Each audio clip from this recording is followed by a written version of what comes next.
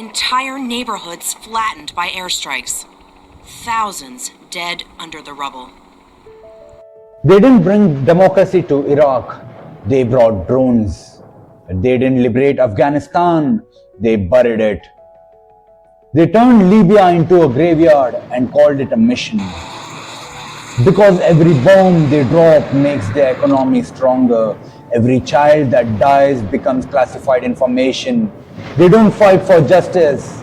They fight for oil, they fight for gold, they fight for control. 1 million Iraqis are dead because you lied. My friends are dead because you lied. You need to apologize. Apologize. The world is now waking up.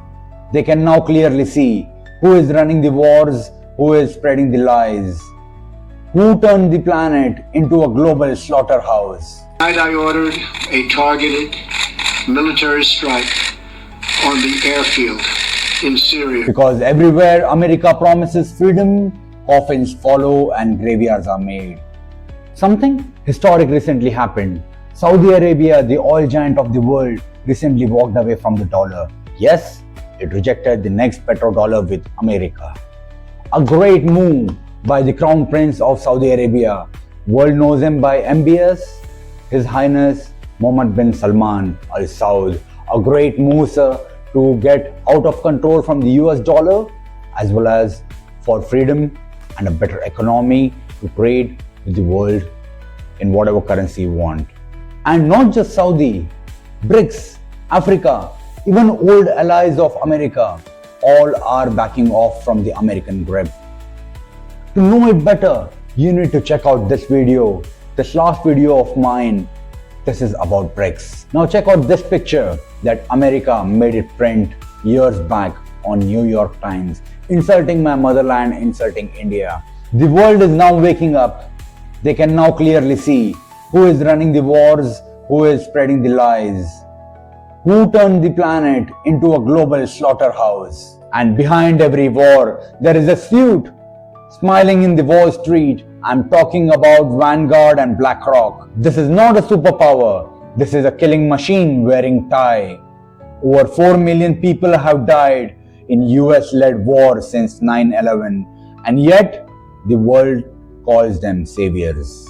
They fooled us, they lied us. They told us that Osama bin Laden is in Afghanistan, the same person behind 9/11, and they bombed Afghanistan for 20 years. But guess what? Osama was never in Afghanistan. Osama was in Pakistan. So what was in Afghanistan? Opium was in Afghanistan. The same opium, the same drug that powers everything from heroin to morphine to malaria pills to the biggest pharma profits on the planet. Today, America lost the war but gained the drug routes. We are joined in this operation by our staunch friend, Great Britain. Then came Iraq. They have weapon of mass destruction, they screamed. Really? There was no WMDs, there was no weapon existing. Tell people you lied. You lied about WMD. 1 million Iraqis are dead because you lied. My friends are dead because you lied. You need to apologize. Apologize. So what was America's interest behind Iraq? What existed in Iraq? The oil did. America was behind the resources of Iraq, and what actually bothered America? Saddam Hussein wanted to make Iraq proud. He wanted to sell the Iraqi oil to Europe in euros and not in dollar, not in petrodollar, and this actually bothered America. They screamed out that Iraq has weapon of mass destruction and bombarded Iraq and killed over millions. Today, billions of worth Iraqi oil is under US corporate control, and millions of Iraqis are still rebuilding their homes. And then came Libya. Gaddafi wasn't just building Libya, he was uniting Africa. He gave homes, jobs and free healthcare and zero beggars in the country. But what actually scared the West? Gaddafi was planning a gold-backed currency, a Libyan dinar, and he wanted to spread it all over the African continent and make Africa powerful again. A currency that challenged US dollar. So they called him a dictator and bombed his convoy and laughed when he was lynched. Libya, over 40,000 Libyans died in the NATO 2011 bombing campaign and the chaos that followed. Today, Libya is a war zone and the biggest black slave market ever existing on the planet, with US and NATO fingerprints all over it. And then Syria, another independent state, another independent country, and suddenly emerges a civil war. Armed rebel popped up with US weapon. The same America who claims to fight the terror is now arming as well as funding the radical rebels. But what actually fascinated? Why was America fascinated with Syria? Because the Syrian land is full of resources. It is full of gases, and Syria started trading with China and Syria started trading with Russia. And this is what America did not like. So they put their agents in Syria, they got the rebels activated, they got it radicalized, and then the mass murder started. That is still continuing on date. Check this video out. Over 600,000 people killed in the war ongoing in Syria, but Syria still stands but broken, and America still counting dollars, not bodies. Then Ukraine, 2014, a US-backed coup overthrew a neutral government. Why? Because Ukraine was trading with Russia and Ukraine was trading with China. So the West installed their puppets and NATO started inching closer and closer to the Russian border. The result? A bloody proxy war. They are fooling Ukraine and Ukrainians by pushing them towards war and pushing them towards death and creating another pool of bloodbath. And silently, BlackRock and Vanguard, they are stealing the Ukrainian minerals and resources and taking it back home to benefit their economy, to benefit themselves. This is not just greediness. This is not just war. This is shamelessness. Over 500,000 Ukrainians are killed or wounded since 2022. America sends weapons, makes billions of dollars, while Ukrainians pay in blood.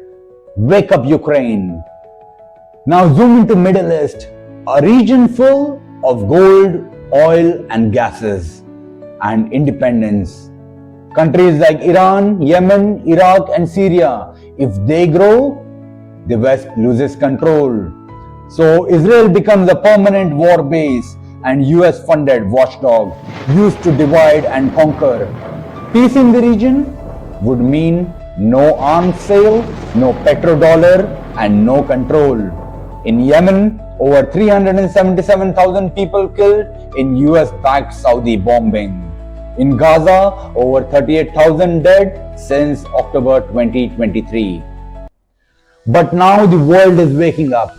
Countries like Brazil, India, China, overall Brics countries, they have stopped following the American orders. They have seen the lies, they have seen the propagandas, and they have seen the killings, they have seen the mass murder, they have seen the bloodbath. And this has become enough is enough. And this is why the new world order comes in place as Brics. That is Brazil, Russia, India, China and South Africa. And that has become Brics Plus by UAE, Libya and Saudi Arabia and more countries joining it. Over 30 plus countries from the African continent support Brics. And they're joining Brics day by day. And we are thinking about North Korea too. Why North Korea? Not just because they are your rebel America, not just because of their rebel, because what they hid from the people. They hid the real minerals in North Korea. South Korea as well as China has come out with research papers claiming 8 to 12 trillion dollar of resources under the land of North Korea. Also, what is the reason North Korea's economy is broken? Why North Korea is behind? Just like Iraq. Just because of sanctions? Just because of fake propaganda? Why? Just because Iraq and North Korea said no to America to share its own resources? Amazing. Wake up, world. This is the exact time to wake up and act. Get North Korea in Brics. North Korea just don't have resources, but North Korea also has a population. They have a hard-working labor. Even they are human. Let's integrate people with Brics. Because integration is the best way of reform, not war. And that's what India has done all its life, playing silently even after insult on the world stage, but through education, through providing aid, through creating hospitals, through creating trade on a larger scale, and creating relations, not just from governance to governance, but also from citizen to citizen. And this has created Brics. And we're gonna blow the trumpets louder day by day. Just what Trump deserves, and the America deserves, and the hypocrisy deserves. It is not the United States of America, it is the United States of hypocrisy. Thank you so much, guys. This is Pravir Baliga. We're gonna stay tuned. This is Voice of Indian Citizen. Thank you, and Jai Hind again.